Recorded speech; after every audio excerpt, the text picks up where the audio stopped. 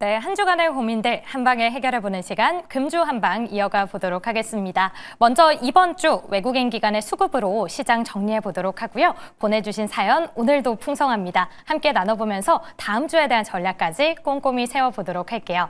그럼 오늘도 저희 금주 한방의 명의 권영우 대표와 함께하도록 하겠습니다.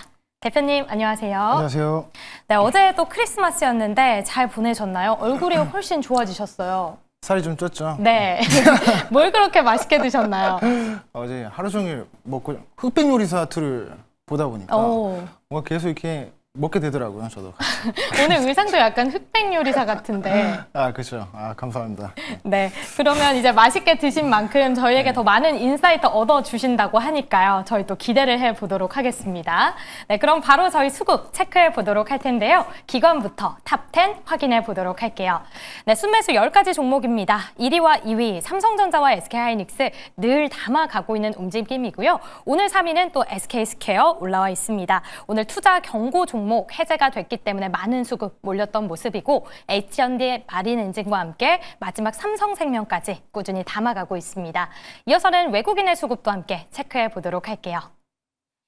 네, 10가지인데 1위와 2위는 기관과 동일합니다. 쌍끌이 매수, 반도체 투톱으로 들어오고 있는 모습이고요. 삼성 에피스홀딩스 이제 사상 최대 실적 기대되고 있는 상황이죠. 4위 카카오와 함께 로봇 계속 달리고 있는데 잠시 뒤에 레인보우 로보틱스 그 인사이트 얻어보도록 하겠습니다. 네, 이렇게 무려 20가지 종목들 체크해 봤는데요. 저희 그 안에서 먼저 이슈부터 체크해 보도록 하겠습니다. 첫 번째는 좀 반도체를 살펴봐야 할 것 같은데 바로 HBM4 이제 내년 2월에 양산이 개시된다라는 이야기입니다. 삼성전자와 SK하이닉스 모두에도 호재가 될 텐데요. 이제 여기서 최대 수혜주를 꼽아 봐야겠죠. 둘 중에 딱 하나 나의 수혜주는 이거다 이야기해 주시죠. 저는 삼성전자를 지난번에도 말씀드렸다시피 최대 수혜가 되지 않을까 그렇게 말씀드리겠습니다. 네, 짧게 시작을 해주셨는데 늘 삼성전자에 조금 더 집중을 하고 계신 것 같아요. 일단 HBM을 봤을 때 올해 3분기까지 SK하이닉스가 점유율 거의 50% 이상이었거든요. 내년에는 살짝 좀 변동이 있을까 주목되고 있는데 대표님이 보시기엔 점유율 좀 변동이 있을까요? 변동이 확실히 있을 수 있죠. 어떤 식으로 좀 바뀔까요? HBM4 시장은 확실히 삼성전자가 좀 주도권까지는 아니더라도 비등비등하게 양강구도로 가지 않을까라고 생각을 하고 있는데 그 이유는 일단 첫 번째로 SK하이닉스가 엔비디아한테 그동안 너무 HBM3를 가지고 가격적으로 폭리를 취하다 보니까 엔비디아 입장에서도 삼성전자한테 계속 러브콜을 보낸 거예요. 얘 너무 비싸게 파니까 너네 빨리 좀 들어와라. 그래서 HBM3가 들어오고 나서 이게 삼성전자가 좀 가져가는 캐파가 늘어났잖아요. HBM4도 마찬가지로 엔비디아가 한쪽에다가 몰아서 받지 않고 이 합리적인 가격으로 이제 받기 위해서 비중을 비슷하게 줄 가능성이 높습니다. 지금 삼성전자 같은 경우에는 HBM3가 이제 점유율이 3등이었어요. 마이크론한테도 밀렸었다가 하반기 들어서부터 수주 물량이 이제 폭발적으로 늘어나면서 지금 2등까지 35% 정도 시장 점유율을 차지하고 있거든요. 그러니까 HBM4도 이와 비슷하게 좀 가지 않을까라고 생각을 하고 있고 지금 HBM4를 누가 이제 시장을 차지하냐 이것도 사실 관건이 되는 부분도 맞지만 네. 그 외적인 요소들도 너무 많거든요. 사실 삼성전자가 가지고 있는 어떤 특별한 이벤트들 오늘도 지금 보면은 GPU를 지금 단독으로 자기들이 개발해가지고 27년부터 이제 이걸 엑시노스에다 탑재를 시키겠다 이런 뉴스가 오늘 나왔어요. 이게 의미하는 바가 뭐냐면 그동안 이제 GPU 쪽에서 대장은 다들 아시다시피 엔비디아잖아요. 네. 그다음에 이제 그 GPU를 설계하는 기업인 ARM, AMD 이런 이제 설계 기업들이 있었다면 삼성전자가 이 틈을 비집고 들어가서 그 설계 기업의 반열에 오른 겁니다. 그러니까 사실 의미하는 어떤 그런 상징성이 굉장히 큰 어떤 그런 이벤트라고 볼 수 있고 또 이제 이것뿐만이 아니라 파운드리 쪽도 테슬라 AI5 칩부터 시작해서 AI6 그리고 인텔의 PC 서버에 들어가는 것도 지금 파운드리 쪽으로 수주를 논의를 하고 있고 또 이제 AMD로부터 2세대 2나노 공정에 들어가는 것도 지금 가격을 지금 협의를 하고 있거든요. 네. 그런 측면에서 봤을 때 파운드리가 그동안 이제 적자를 면치 못했잖아요. 그러니까 다른 HBM이랑 지금 메모리 영역에서는 너무 잘하고 있지만 그동안 삼성전자가 부진했던 분야가 더 잘 된다라고 했을 때 주가는 지금보다 월등히 올라갈 수 있겠죠. 그 부분이 바로 이 파운드리랑 이 팹리스 설계 쪽이지 않을까. 이렇게 좀 말씀드리고 싶습니다. 네, 그동안은 좀 SK하이닉스가 크게 치고 나가는 면이 있었다면 HBM4 시장 개화가 되면서 양강 구도로 갈 것이다 라고 또 이야기를 해주고 계십니다. 그 안에서도 좀 삼성전자 계속해서 탑픽으로 꼽아주고 계신데요. 사실 이 삼성전자가 만약에 HBM4 그 모멘텀으로 더 가게 된다면 낙수요가 좀 기대되는 소부장도 있을 것 같거든요. 소부장 안에서 좀 집중하고 계신 종목 있을까요? 소부장 단들은 이스페타시스 뭐 기판 쪽은 네. 그쪽으로 보고 있고 장비 단을 고르자라고 했을 때는 오늘 보니까 한미반도체가 주가가 꽤 많이 오르더라고요. 그래서 이제 조정이 충분히 기간 조정이 나온 상태에서 지금 어떤 디램이랑 메모리 공정의 라인을 좀 더 늘리려고 하고자 하는 그 논의가 지금 한미반도체 주가에 좀 반영이 되고 있지 않을까라는 생각을 해서 지금 주가 조정이 충분히 나온 소부장단들을 관심을 가져보면 좋을 것 같습니다. 그 중에서도 이제 탑픽 2개를 뽑으라 그러면 이스페타시스 그리고 한미반도체 정도가 될 것 같습니다. 오, 기판은 이수페타시스, 장비 쪽으로 간다면 또 한미반도체 선택을 해주셨습니다. 소부장까지 이야기를 들어봤는데 다음 주에 반도체 좀 어떻게 될까 많은 분들 주목을 하시는 게 29일에 SK하이닉스 투자 경고 종목 해제가 됩니다. 네네. 삼성전자 쪽으로만 계속 수급이 몰렸었잖아요. 다음 주에는 다 같이 갈 수 있지 않을까 또 기대되는데 어떻게 좀 전망하실까요? 보통 이제 중소형주들 같은 경우에는 네. 투경이 해제가 되면 수급이 붙는 건 맞아요. 근데 이게 SK하이닉스나 뭐 이렇게 대형주 단 중에서 사실 이렇게 투경이 붙은 것도 처음 보지만 투경이 해제된다라고 해서 시총이 지금 400조가 가까이 되는 종목들이 뭐 이렇게 오를 수 있을까? 단순히 그 모멘텀으로 어떤 상승의 동력이 되기보다는 뭐 반도체에 대한 인사이트가 오히려 더 작용이 되지 않을까라고 생각을 하고 있고 뭐 그렇습니다. 네, 확실히 오늘 또 삼성전자의 목표가 16만 원까지 또 상향 조정되면서 주목을 받았던 만큼 우리 투경보다는 모멘텀에 더 집중해보자라는 이야기였습니다. 첫 번째 뷰 반도체 쪽에서 만나봤고요. 이어서 저희 기관의 매수 집중되는 종목 체크해보도록 할게요. 바로 알테오젠입니다. 7거래 연속 매수가 이어지고 있는데 오늘 또 이슈가 있었습니다. 글로벌 제약사와 ALT-B4라고 하죠. SEC 제형에 변화하는 그 기술 옵션 계약을 체결했다라고 하는데 이게 글로벌 제약사면은 큰 이슈 아닌가 싶은데요. 오늘 주가가 좀 아쉬웠거든요. 왜 또 그렇게 잘 반영되지 못한 이유 특별하게 있을까요? 일단은 장 초반에는 사실 4%대까지 오르다가 네. 이게 지금 종가 부근에 가서 한 2.5%뭐 내지 한 2.4% 정도로 마감을 했는데 어느 정도 좀 반납을 한 거죠. 그러니까 반납을 한 이유는 일단은 뭐 옵션 계약 자체는 굉장히 긍정적이라고 보고 있습니다. 왜냐하면 기존에 있었던 고객사들과 ALTB4를 활용한 임상 3상에 들어가기 위해서 이제 알테오젠이 협조를 해준 거거든요.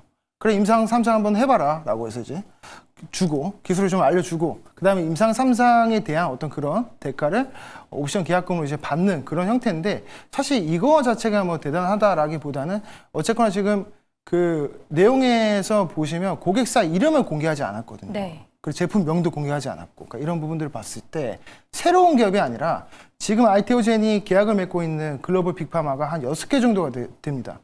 다이치 산큐랑 인타즈 그리고 산도즈 아스트라제네카 그리고 머크사 뭐 이렇게 있는데 이 중에 하나가 되지 않을까라고 생각을 하고 있습니다. 그래서 어떤 그런 전반적인 걸 봤을 때 알테오젠이 앞으로도 이 시장에서 고객사들과 이 비즈니스를 협력 관계가 견고하게 유지가 될 가능성이 높아졌다라고 저는 오늘 기사를 통해서 네. 그렇게 좀 해석을 했습니다.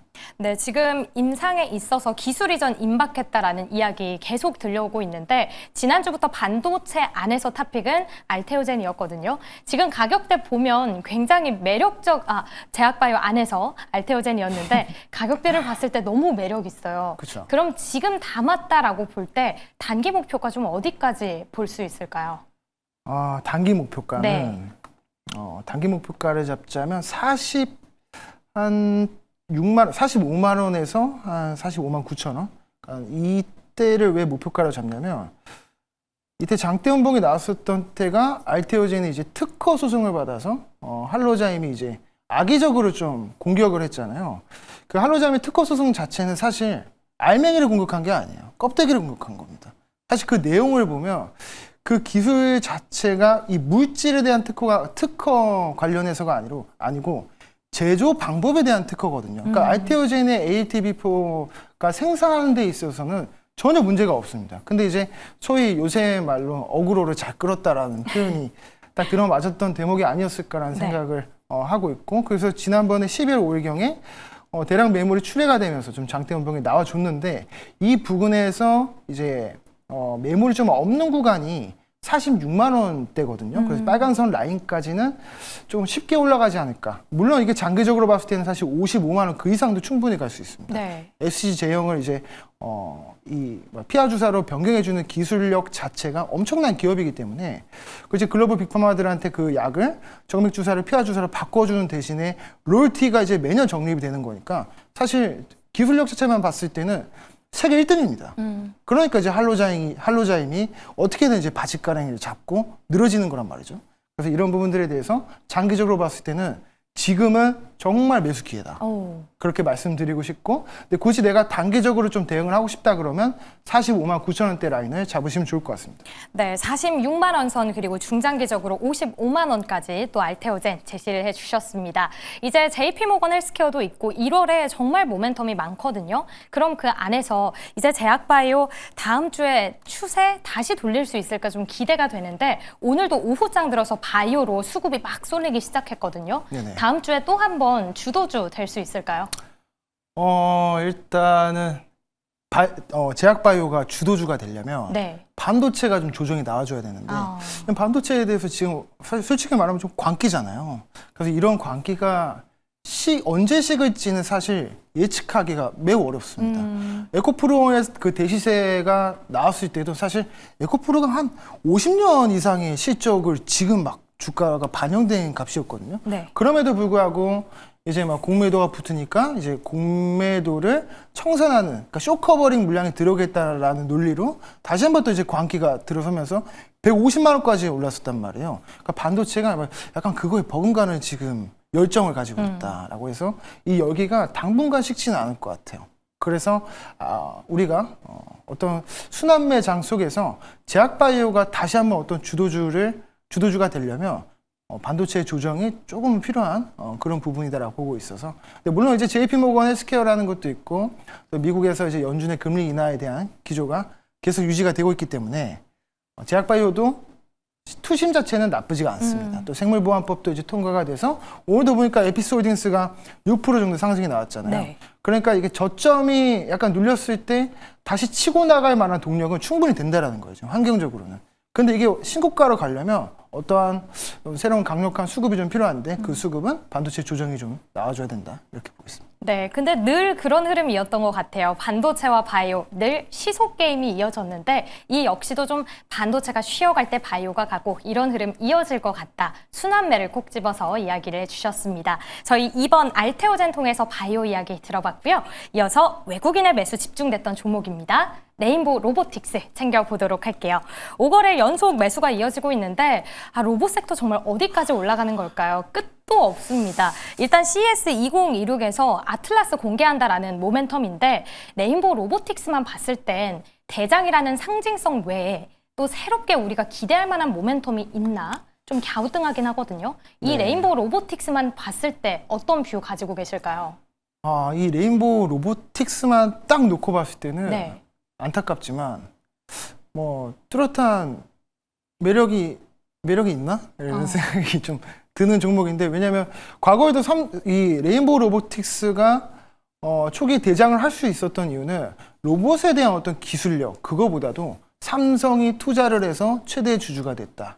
그러면 삼성이 레인보우 로보틱스를 가지고 이제 반도체 제조 공정에 투입을 시켜서 그걸 활용하려고 하나 보다. 그 활용 가치가 주목이 되고, 그럼 삼성전자 캐파가 지금 1년에 영업이익이 수십조 나니까 당연히 낙수 효과를 레인보우 로보틱스가 받지 않을까라는 논리로 신고가 행진이 나왔던 거거든요. 네. 근데 최근에 로봇주들의 흐름은 뭐냐면 이제는 내년부터 26년도부터는 테슬라도 그렇고 현대차도 그렇고 휴머노이드 로봇을 양산을 시작하잖아요.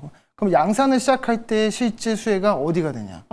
이게 지금 시장의 시선이 쏠렸단 말이죠. 그렇기 때문에 뭐 현대차 관련한 종목들, 뭐 클로봇, 현대오토웨버, 무벡스 이런 애들이 오르고 그 다음에 이제 로보티즈, 로보로보 이런 종목들이 올랐습니다. 근데 레인보우 로보틱스는 사실 양산을 지금 하고 있는 게 뭐 뚜렷이 좀 생산성 있는 어떤 그런 부분들이 좀 약하다 보니까 이게 이 종목 자체로만 봤을 때는 추가적인 상승이 나오기엔 좀 쉽지 않다. 그래서 저는 오히려 지금 이걸 가지고 계신 분들은 분할 매도를 하는 전략이 좀 그래요? 좋다라고 보고 있고, 네, 그렇습니다. 네, 일단 최고 신고가 구간이기 때문에 조금씩 우리 수익 실현해봐도 좋다라는 이야기였는데, 그러면 지금 더 추세 남아있는 종목 뭐가 있을까 궁금하실 것 같거든요. 네네. 현대차 빼고 다른 종목 뭐 없을까요? 저는 이제 포스코 DX 좀 보고 있습니다. 왜냐하면 이게 최근에 그러니까 포스코 DX도 그 물류 자동화 쪽으로 해서 로봇에 대한 기대치로 예전에 많이 올랐었다가 지금 오랫동안 장기 박스권에 갇혀 있거든요. 근데 최근에 올라왔던 이유가 이제 페르소나 AI에다가 이제 투자를 한 300만 달러 정도 해가지고 이제 나중에 이거에 대한 300만 달러에 대한 지분 가치가 좀 늘어날 것이다. 그러니까 이런 기대감이 좀 반영이 되는 측면도 있고, 그리고 실제로 포스코 DX는 포스코 계열사 중에서 유일하게 로봇을 만들고 IT 기업이죠. 그렇기 때문에 광양제철소, 포스코가 운영하는 광양제철소에 이 디로스 제거 로봇을 납품을 하고 있고, 또 포스코 퓨처엠에 양극재 이송 자동화 팔을 또 공급을 하고 있습니다. 그러니까 실질적으로 지금 로봇을 통해서 양산하고 지금 생산을 내고 매출을 내는 기업이 포스코 DX 이고요. 그리고 최근에 이제 좋았던 흐름이 뭐냐면 박스권 상단을 좀 돌파하는 어떤 흐름이 나왔기 때문에 지금 구간에서 매물을 소화하고 다시 올라갈 가능성이 높다. 저는 그렇게 보고 있습니다.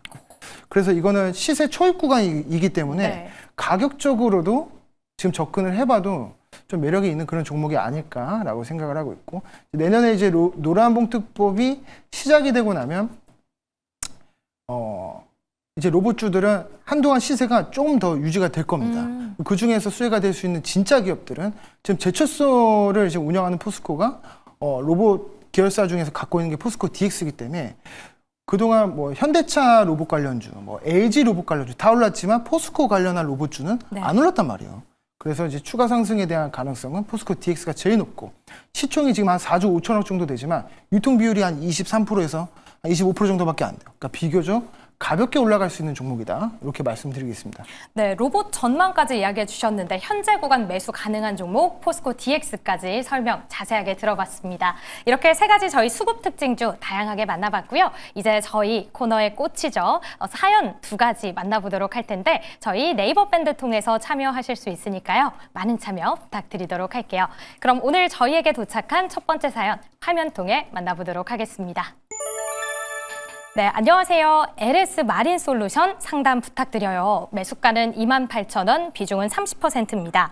저는 전력 설비, 전선 섹터가 안정적으로 장기 투자가 가능하다고 생각하고 있습니다. 그래서 서해안 에너지 고속도로나 신재생 에너지 관련해서 수혜를 볼 수 있는 쪽으로 노리다가 LS 마린 솔루션을 지난달 초에 매수했어요.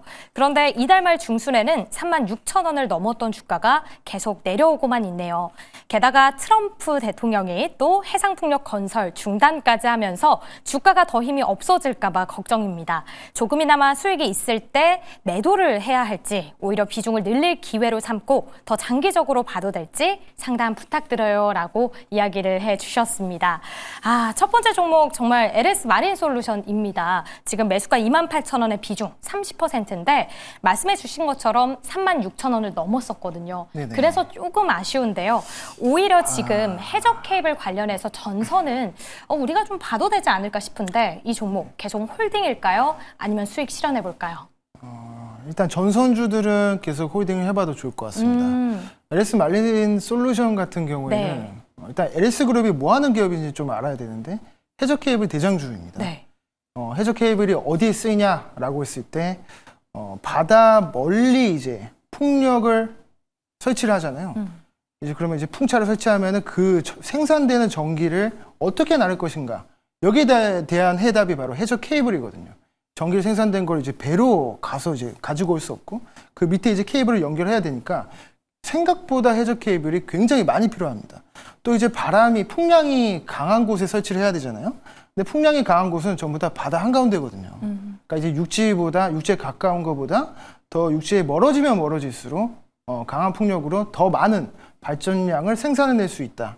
그런 측면에서 봤을 때 풍력이랑 같이 가는 종목은 이 해저 케이블이 되는 건데 이 LS 마린 솔루션은 모회사인 LS 전선이 해저 케이블을 생산하면 그걸 이제 조선 그 선박에다 실어서 가가지고 설치를 해주고 그걸 이제 유지 보수로 수익을 보는 기업입니다. 그러니까 그렇기 때문에 좀 약간 어떻게 보면 LS 그룹의 그 손자 회사 정도로 생각을 하시면 좋을 것 같고 지금 이 종목을 계속 가지고 가도 되는 이유는 뭐냐면 이 신재생 분야에서 사실 신재생 좀 약하잖아요. 네. 우리나라도 지금 뭐 서해안 에너지 고속도로도 하고 있고 정책적으로도 하고 있지만 우리나라 같은 경우는 시장 파이가 좀 작습니다. 그래서 이제 좀 큰 데가 유럽이랑 미국 쪽인데 미국에서도 이제 건설 중단을 이제 외쳤으니까 그런 부분들에 대한 어떤 악재가 조금 반영이 된 것도 있지만 결과적으로 지금 전력에 대한 수요가 너무 높아지고 있는 상황에서 원전도 그렇고 화력발전소도 그렇고 건설 주기가 굉장히 오래 걸려요. 건설이 굉장히 오래 걸리기 때문에 신재생 분야도 그래서 지금 부각을 받고 있습니다. 그러니까 앞으로 좀 긴 호흡으로 우리가 봤을 때 지금 추가적으로 하락할 가능성이 좀 있어 보여요. 왜냐하면 차트도 지금 21선이 깨졌고 신고가를 터치를 했지만 거기서 추세를 살리지 못하고 좀 조정이 나왔기 때문에 약간의 좀 추가적인 조정은 나올 수 있지만 그래도 장기적으로 가면 좀 괜찮다라고 생각하는 이유가 지금 구리값이 엄청 오르고 있어요. 네. 지금 전기 그 ESS 에너지 저장 장치에 들어가는 것부터 시작을 해서 데이터 센터 뭐 지금 산업이 지금 다시 이제 반등이 나오고 있기 때문에 업황이 반등하면서 구리값이 오르고 있는데 해저 케이블 안에 들어가는 게 구리가 엄청 많이 들어가거든요. 그래서 LS 그룹이 가지고 있는 이 케이블과 이 공정의 자산만 따지더라도 그 가치가 36조 정도 됩니다. 네. 그렇기 때문에 우리가 이런 구리 가격의 상승에 대한 모멘텀도 기대해 볼 수 있겠다라고 말씀드리고 싶고 예전에도 이제 구리 가격이 높게 뛰었을 때 풍산 그리고 LS 마린 솔루션 이런 종목들이 급등이 나왔었거든요. 어떤 그런 이벤트성의 퍼포먼스도 좀 기대해봐도 좋겠다라고 말씀드리겠습니다. 네, 지금 구리 가격이 사상 최고치를 또 경신하고 있다 보니까 이 모멘텀을 본다면 홀딩 전략 유효하다라는 이야기였습니다. 우선 전선 쪽으로는 오케이 이야기해 주셨는데 신재생 에너지 이야기는 좀 빠져 있더라고요. 네네. 이 신재생 에너지 쪽으로는 뷰가 좀 어떻게 되실까요? 신재생 에너지 하면 사실 가장 먼저 떠오르는 게 이제 하나솔루션이거든요. 네. 태양광 쪽의 대장인데, 수익성이 네. 좋지 않죠. 사실 수익성도 좋지 않고, 국내보다는 해외 쪽으로 좀 치중이 많이 되어 있는 LS가 오히려 좀 더 전 낫다라고 생각을 하고 있습니다. 그래서 태양광이나 저 풍력 그리고 그 터빈 쪽, 그런 쪽에 이제 주목하기보다는, 우리 시장장님께서 가지고 있는 LS 마린 솔루션은 오히려 이제 태양광이나 이런 다른 신재생보다도 더 매력이 있는 그런 종목이다. 이렇게 말씀드리고 싶고, 솔직히 말씀드리면 이 신재생이라고 하는 분야가 굉장히 파이가 적기 때문에 수익성도 마진도 안 남아요. 그래서 조금 이제 약한 부분이 있다. 네. 네, 이렇게 정리해 보도록 할게요. 일단 이 종목은 전선 그리고 구리 쪽으로의 모멘텀 함께 계속 이어가 보시면 좋을 것 같습니다. LS 마린 솔루션 만나봤고요. 이어서 두 번째 사연 바로 연결해 보도록 할게요. 네, 이혜린 아나운서님 그리고 권영우 전문가님 안녕하세요. 저는 올해 투자를 시작한 초보 투자자입니다. 연말이 되면서 걱정스러운 부분이 많아져서 내년 시장 전망과 투자 전략을 여쭙고자 이렇게 사연을 보냅니다. 먼저 환율에 대한 부분입니다. 하늘 높은 줄 모르고 치솟던 환율이 조금 가라앉긴 했지만 아직도 시장에는 불안 요소로 작용하고 있는 것 같은데 내년에도 환율에 대한 리스크는 이어질지 차라리 고환율 수혜주 비중을 늘려야 할지 궁금합니다. 그리고 내년에 어떤 섹터를 가장 주목하고 있으신가요? 여러 가지 정책 모멘텀이나 일정들도 있는데 특별히 주목하고 있는지도 궁금하네요. 내년에는 투자자 여러분들의 계좌가 붉게 묽을 수 있도록 권영우 전문가님의 인사이트를 부탁드립니다. 라고 올려주셨습니다. 네네. 지금 이제 연말 거의 끝나가다 보니까 너무 고민이 참 많은데요. 일단 환율부터 좀 체크해 보도록 할게요. 정부가 워낙 강력하게 개입을 해서 이틀째 하락이 좀 이어지고 있는데 1,420원대로 오늘 또 하락을 했거든요. 이 하락 추세가 좀 계속 이어질 수 있을까 많은 분들 궁금하실 텐데 유지가 가능하다고 보실까요? 일단은 정부가 지금 엄청난 노력을 하고 있는 건 맞습니다. 네. 사실 이제 환율 얘기하는 게 방송에서 이렇게 얘기하는 게 쉽지 않아요. 편하게 얘기해 주시죠. 네, 그렇지만 일단은 지금 정부의 그 스탠스를 봤을 때 당분간은 내년은 좀 박스권을 유지하지 않을까라고 생각을 하고 있는데 환율에 대해서 사실 많은 분들이 어려워하는 것들이 많아요. 그러니까 이해하기가 좀 어려워하시는 분들이 많은데 간단하게 진짜 설명을 드리자면 우리가 금이 돌멩이보다 가치가 있는 이유가 희소성이지 않습니까? 돌멩이는 뭐 지금 바로 밖에 나가도 주울 수 있지 않습니까? 누가 돌멩이를 이제 한 10,000원 주고 10만 원 주고 사는 사람 없잖아요. 그러니까 이제 희소성이라고 하는 것이 가치인데 그러면 이것도 원화에 화폐에 그대로 적용을 할 수 있거든요.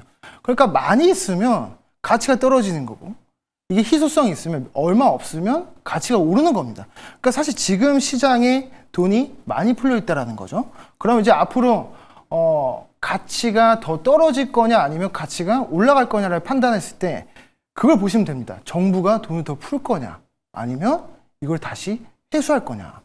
이걸 보시면 되는데 정부의 정책을 보게 되면 지금 국고채를 역대급으로 발행해서 내년도 지금 재정을 이제 예산을 크게 잡았잖아요. 한 800조 정도 잡아서 이것도 이제 이렇게 나눠주는 형태로 이제 지원을 하는데 이런 부분들이 이제 시장의 통화량을 지금 많이 늘리고 있고 그런 부분들로 봤을 때 원화가 감기는 것보다 풀리는 게 더 많습니다. 그러니까 지금 전망으로 딱 봤을 때는 이게 원화 수요를 늘릴 만한 어떤 그런 정책도 약할 뿐더러 지금 정부도 확장 재정 정책을 확실히 하고 있기 때문에 환율이 추세가 꺾이기에는 쉽지 않지만 네. 이게 1,480원을 건드는 순간 정부가 강력하게 개입을 합니다. 그럴 수밖에 없어요. 생각을 한번 해보십시오. 왜냐하면 언론사라고 생각하고 1,480원이 넘어가면 이게 이 1,480원대 이 라인이 이제 계엄이라고 하는 특별한 정치적 이벤트가 있었을 때 이 가격이었단 말이에요. 그러면 이게 다시 지금 1,480원 여기대로 올라온다면 언론사에서 뉴스 헤드라인을 어떻게 내겠습니까? 그냥 아무것도 하지 않았는데 계엄도 없는데 1,480원이다 하면서 이제 막 이렇게 되면은 정부에 대한 비판의 목소리가 커진단 말이에요. 그러니까 이번에도 환율 구두 개입을 시작했던 것도 1,475원대부터 시작해서 지금 세 차례 개입을 했단 말이에요. 네. 그리고 이제 이번에 좀 강력하게 개입을 했던 거는 국민연금이랑 한국은행이 이제 통화 서프를 체결하고 그 다음에 이제 대기업한테 이제 너네 달러로 이제 환전해라. 달러로 지금 환전을 안 하고 있거든요. 그러니까 작년에 비해서 도이치뱅크에서 고객사들한테 보고서를 냈어요. 한국에 있는 대기업들이 작년에 비해서 지금 50% 정도 달러 환전을 안 하고 있다. 그러니까 절반으로 줄었다는 얘기예요. 그런데 이제 정부에서 대기업한테 이제 달러 좀 환전해라라고 이제 푸시를 가하고 있기 때문에 그러니까 이런 걸로 봤을 때는 1,420원이 되면 저가 매수로 달러가 오늘도 보시면 1,430원, 28원대까지 찍었다가 지금 1,445원이잖아요. 네. 그러니까 저가 매수가 유입이 되고 1,470원에서 80원은 상단으로 제한이 되어 있습니다. 그러니까 이거는 1,470원, 80원 정도 더 터치하면은 연기금에서 환해치로 계속 들어올 겁니다. 그러니까 우리가 그 안에서 좀 이렇게 머문다라고 생각을 하시면 좋을 것 같아요. 네. 네, 알겠습니다. 이야기해 주셨던 좀 박스권에서 계속 유지될 거다라는 이야기입니다. 그래도 현재 수급은 정상적으로 좀 돌아오고 있는 분위기니까요. 앞으로의 환율과 함께 또 저희 지수까지 함께 흐름 지켜보시면 좋을 것 같습니다. 이렇게 저희 환율까지 만나봤는데 정말 짧게 내년의 투자 전략 한 줄 평으로 이야기해 주시면요. 내년의 투자 전략은 네. 인플레이션 해치를 하자. 오. 우리가 터키랑 베네수엘라를 보면 그 나라랑 좀 비교하기는 좀 그렇지만 화폐 가치가 급락하면서 주식시장이 800%가 올랐어요. 터키가 800% 올리고 베네수엘라는 한 종목이 주가 상승률이 5만 %입니다. 10,000원 넣으면 5만 원 버는 거예요. 그러니까 우리가 지금 주식시장이 상승하는 것도 이 화폐의 가치가 떨어지는 것도 한몫한다. 그러니까 우리가 인플레이션 해치를 위해서 내가 지금 주식을 안 사고 있다 하시는 분들은 진짜 대형주, 뭐 삼성전자라도 사모으는 것이 해치 전략으로 좋겠다라고 말씀드리고 싶습니다. 네, 한 줄평 인플레이션 환해지를 노려보자라는 전략까지 만나봤습니다. 저희는 오늘 여기서 인사를 드려야 될 것 같네요. 많은 인사이트 저희 들어봤고요. 저희는 다음 주 이 시간에 다시 인사드리도록 할게요. 그럼 오늘 함께해 주신 여러분 고맙습니다.